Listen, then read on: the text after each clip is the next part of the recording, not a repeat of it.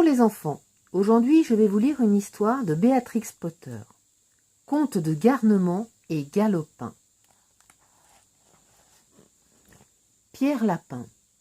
Il était une fois 4 petits lapins qui s'appelaient Flopso, Trotso, Queue de Coton et Pierre. Ils habitaient avec leur mère sur un banc de sable à l'abri des racines d'un grand sapin. « Mes enfants, dit un jour Madame Lapin, vous pouvez vous promener dans les champs, au long du chemin, mais n'allez pas dans le jardin de Monsieur MacGregor. Votre père a eu un accident là-bas. Madame MacGregor en a fait un pâté.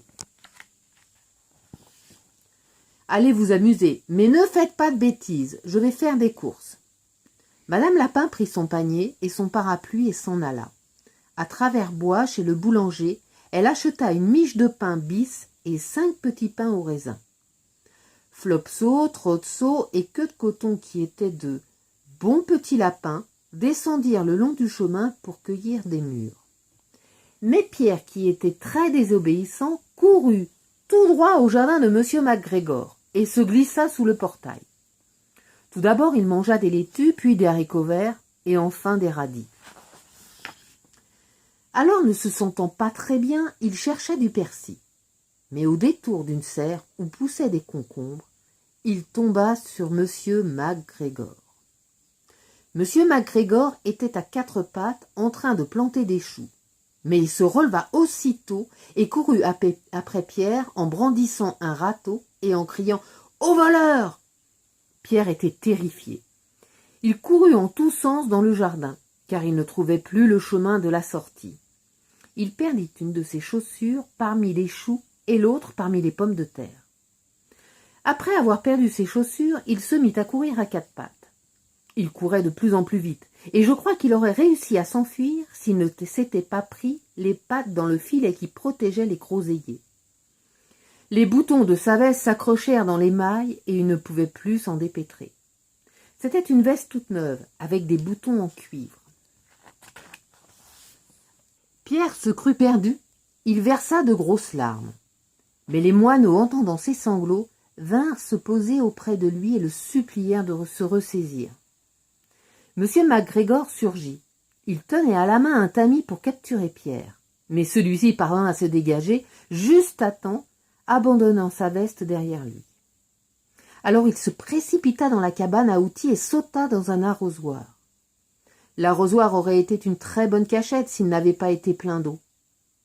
Monsieur MacGregor était sûr que le lapin se cachait dans la cabane à outils, peut-être sous un pot de fleurs renversé. Il retourna tous les pots de fleurs et y regarda sous chacun d'eux.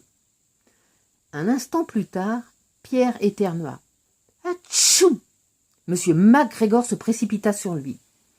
Il essaya de poser son pied sur le lapin, mais Pierre sauta par une fenêtre, renversant au passage 3 pots de fleurs. La fenêtre était trop petite pour Monsieur MacGregor, et d'ailleurs, il était fatigué de courir après Pierre. Aussi retourna-t-il travailler dans son jardin. Pierre s'assit pour se reposer.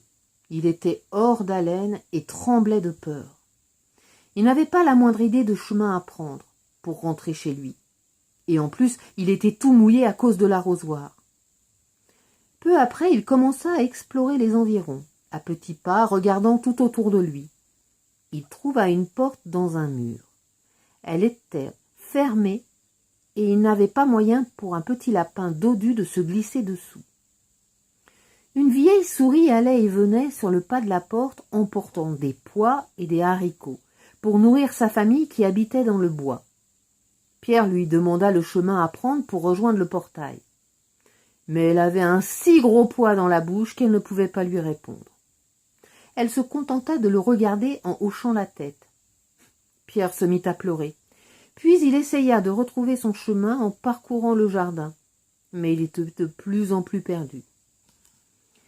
Bientôt, il arriva près d'un bassin où Monsieur MacGregor avait l'habitude de remplir ses arrosoirs. Un chat blanc observait attentivement des poissons dorés.